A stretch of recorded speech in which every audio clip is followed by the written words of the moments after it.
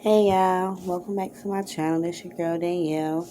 I decided to come on here and blog about my NICU journey with my son Cavell. He's been in the NICU now for a month and 4 days. I had him at 27 weeks and 4 days early. He was weighing about 2.2 pounds, about 16, maybe 18 inches long.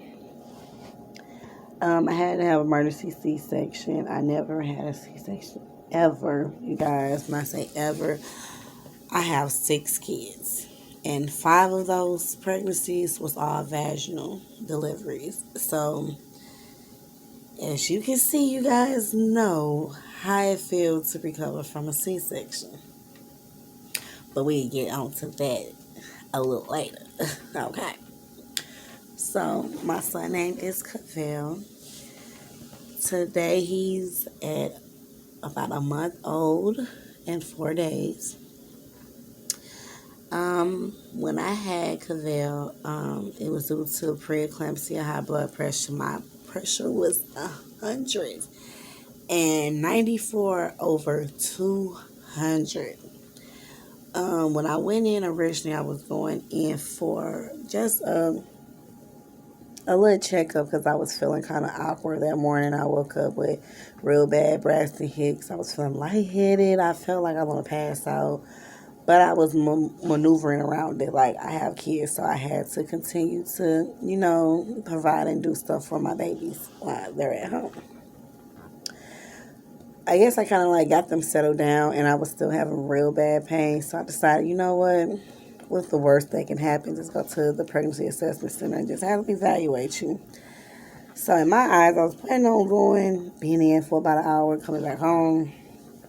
That did not play out how I wanted it to.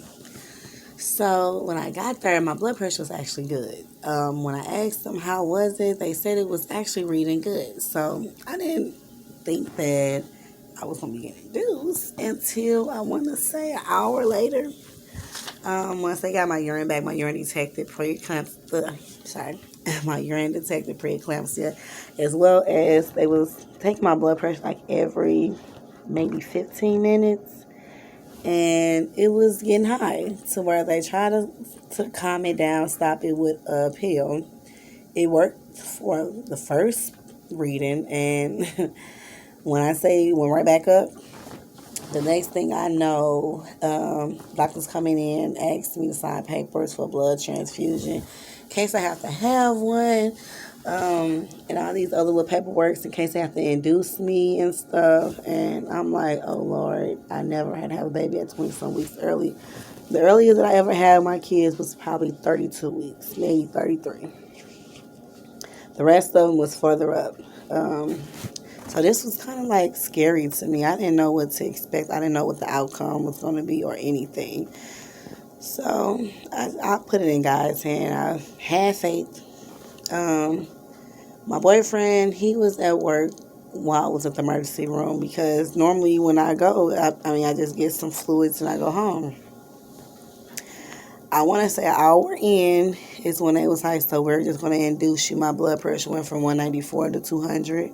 Over 200, and that was the highest that it ever been. And they basically told me they did not want me to push him out. They preferred for me to have an emergency C-section. I'm like, ooh, I done seen a lot of people who have C-sections, and the pain that they be in, I can't see myself doing it, especially when I got 2 little babies already at home. I got 5 kids at home, but I have 2 little ones. That's a 2-year-old and a 1-year-old. So now I have to do a lot of moving. My boyfriend work all day. My older kids go to school. So y'all can just imagine what I had to go through. But anyway, so once they got me, I didn't even get to go to the room where I sit in for a second before they start the process and all this. I went from the assessment center to the OR.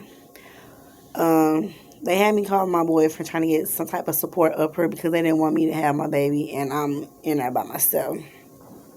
Thank God my boyfriend was literally around the corner. It took him about 15 minutes to get here, long enough, But he came. By the time he got in there, I was already damn near hooked up on everything. When I say it was so many people in this OR room, I had one person doing my epidural. I had one person putting fluids in my IV. I had another person having me signing papers. I had another person rotating me around. Like, I'm looking around like, this is a lot of shiznit. Like, a lot. But I didn't want my baby to be in there no longer than what he already had to, especially if my blood pressure was going up that high. I also didn't want my kidneys to fail. So that was another reason they wanted me to hurry up and have him as well. When he came out, he was crying. When I say he was crying like he was a 5-pound baby. Hmm? Hmm? Hmm. Yes, my baby was crying like he was a big boy. But that was the only time that I ever heard his cry. I want to say a couple of days ago when I was finally able to hear my baby cry when I took the tube out his mouth. But we will get back to that. Ways. When I finally was able to see him, it was a day and a half later. I say two, but no, we over exaggerate sometimes. So yes, it was a day and a half later because I had to get induced because of my blood pressure and I had to take this medicine in my IV as well while I was getting induced. I had to stay in the bed for 24 to 48 hours. The time that I had him at 5:45 on September 5th. I did not get to go see him until the next day at 5:45. So yes, I was kind of upset because I wanted to see how my baby looked. Like I didn't get to see his face or none of that. When I finally went down there to see him, you guys, he was so beautiful. He was a fighter. He was already fighting nurses and everything. So when I got there downstairs, what they had told me was they had to give him a breathing tube because he was not breathing good on his own. He had a feeding tube as well as 2 IVs in the navel. He had an IV in his arm too that was taking fluids too.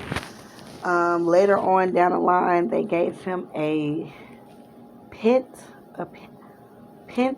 It is some type of IV that go in your ankle, and it go always all the way up to your heart. They had also gave him that because that IV can actually last long.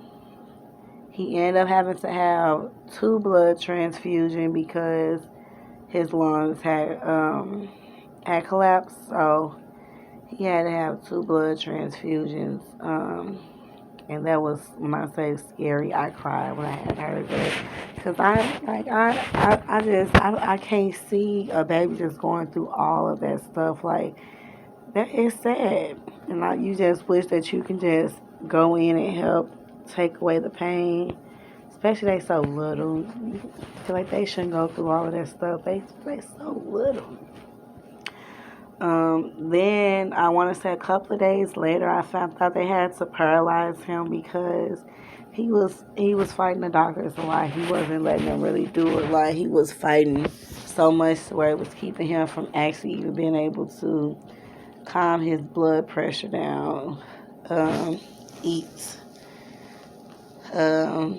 breathe a little bit. Like it was causing him to have a lot of problems with everything. So they had to paralyze him for about a week and a half, maybe 2. It took him about 3 days after they decided to take him off of the paralysis medicine or whatever it was called. It took him 3 days to get back to himself. And it was scary because when I say my son was stiff, I would try to lift his hand up. He couldn't squeeze my hand no more. At first, he was able to squeeze my hand, but he couldn't do it. So I cried a lot. I felt like my depression was going to come in. And when I say, ladies, depression is real. I have had depression with all of my kids, and it's real, y'all. It is hard. That's why the support system for people with and NICU is real. You need to have support. Because if you don't have support, it is heavy on your heart by yourself. Heavy. It took them about like 3, maybe 4 weeks to actually get all the IVs out of him. The only thing left that Cavell have is the feeding tube, um, and the breathing. He don't have the breathing tube no more, but he have a little mask on his nose, as well as the little nasal things. They switch him out from time to time. So he's breathing at 21% now. They had to give him steroids because he would breathe on his own, but then when they try to take the thing off, he would start acting up like he don't want to breathe. So they have him steroids. It took about like a day or two for the steroids to actually start working to where they took the tube out. They took the breathing tube out. I was so happy. I was crying. And that's when I said I was finally able to hear my baby cry for the first time. He went from 2.2 pounds. Wait for this. Now, last week he was 3.8 pounds. I always ask a week. I wait a week to ask because his pressure his weight go up and down. So I don't want to get my hopes up like, oh yeah, he gained and then, so he is growing, you guys. And when I tell y'all, I am going to keep y'all up to date on baby Cavell until he come home. I really, really hope that this is something that I can help with other women or mothers who have their babies at 27 weeks early, 26 weeks, 28 weeks. It's like all around the same. I want this to be able to be helpful for them because I know with me, I was struggling. I had to get on YouTube and I had to look up, people who have their babies at this week. And it was hard trying to find somebody who actually had their baby at 27 weeks. And everybody's babies are different. I'm not going to lie. Everybody's babies are different and they play different part roles when they're in a NICU. You have some babies who recover fast, some babies who take a long time to recover, and you actually have babies that, a couple of weeks. But my baby is just one of them babies that's just taking some time. And I'm okay with it. As long as my baby is healthy, he is on this earth with me, I'm all for it. So, you guys, I hope you guys would continue to watch my channel because I am going to keep updates on baby Cavell. I'm going to also post pictures and videos of him his first couple of weeks on here as well, so you'll also be able to see that before this video ends. If you have any questions or anything, leave a comment at the bottom. Please give me a thumbs up, like, and subscribe to this channel because, you guys, I am different from everybody else. So I will be giving you guys fun, flavor, sadness, happiness. It is a big, big group of us. So I hope you guys like this video. And yes, if you see kids on here, those are my other kids. Yes. I am kind of excited for doing this video. I've been wanting to do it for a while, but I sitting here and was like, he's getting bigger.